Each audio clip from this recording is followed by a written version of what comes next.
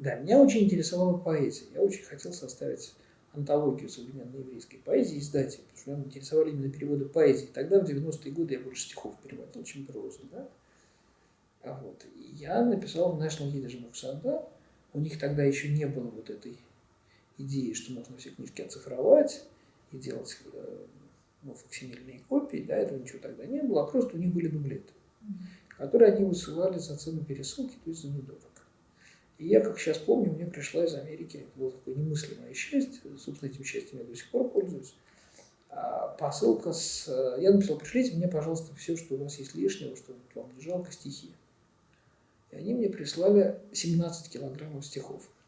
Вот я первый и последний раз в жизни, посылку получаешь, тебе же говорят, сколько она весит, да, я первый и последний раз в жизни стихи мерил не строчками, не страницами, там, не знаками, а килограммами.